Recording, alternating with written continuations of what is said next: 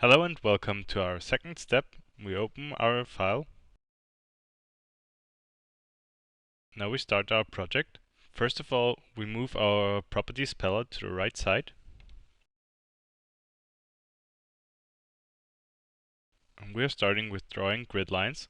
Grid lines and levels are very powerful tools in Revit architecture to make changes in your project at any time.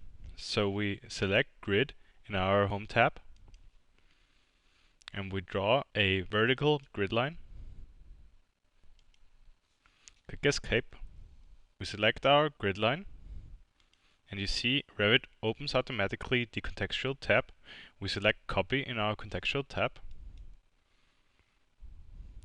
Click our grid line and move it to the right side. You see Revit gives us here the temporary dimensions. We need here a distance of 3 meters. Click Escape. If we take a close look at our grid lines, we see that Revit automatically counts the grid lines. So you got 1, 2, 3, and so on.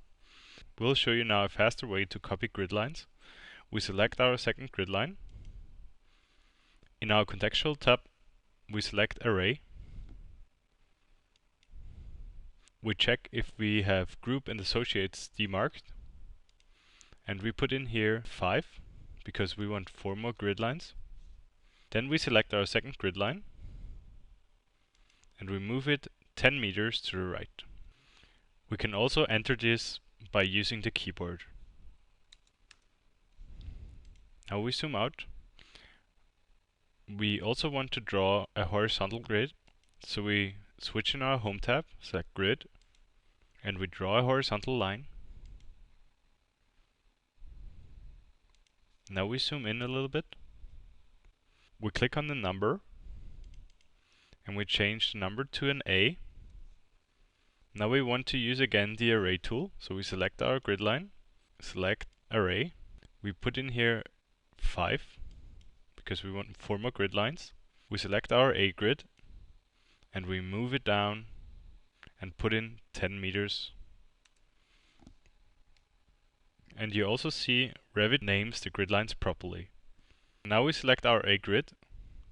You see here a temporary dimension. Everything which is blue in Revit is changeable at any time. So we click and we change 10 to 3 meters. So we now have a distance between the A and B grid of 3 meters. We repeat this over here. Now we want to modify our grid a little bit. We select the grid line and you see you have here a small circle. We click on that circle and we move our grid lines down a little bit. All grid lines are attached with each other with a blue dashed line. We repeat this over here.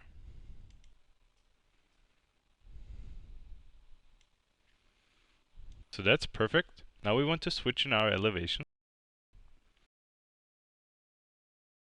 Here you also see levels. We want to adjust the height of the levels. So we select level 2. And we put in here 3 meters. Now we want to draw another level. We select level in our home tab. On the left side, you get a blue dashed line.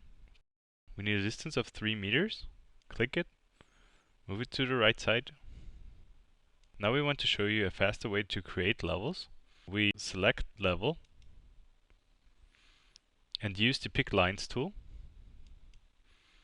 We put in here an offset of 3 meters. Now we move over our third level. You see Revit gives us here a blue dashed line which shows us where the level will be created. We click and now we are going to create 2 more levels.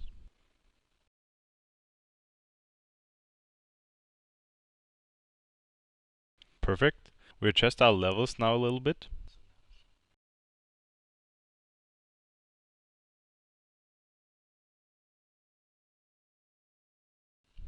And also our grid lines. So now we are ready to create our first element. We switch back in our first level. In our home tab, we select floor. Everything is gray. That shows us that we are now in a sketch mode. where we can draw the boundaries of our element. We select the rectangle tool and we draw a rectangle from the right top corner to the left side. We see here 3 lock symbols, which give us the possibility to attach the boundaries of our element to the grid lines. We click the lock symbols. Now we move our left boundary, and we can use here the temporary dimensions and put in here 17 meters. Now we can finish the edit mode. We switch now in our 3D view in the quick access toolbar. And you see our floor. For navigating in the 3D view, there are several possibilities. First of all, there is the orbit. You can use it by clicking the Shift button and the right mouse click. Or you can also use the pan by clicking the scroll wheel. You can zoom out and zoom in using the scroll wheel, and you can also use the view cube. The view cube gives you the possibility to navigate very fast to several views. So that's it for our second step, and we hope you enjoyed it.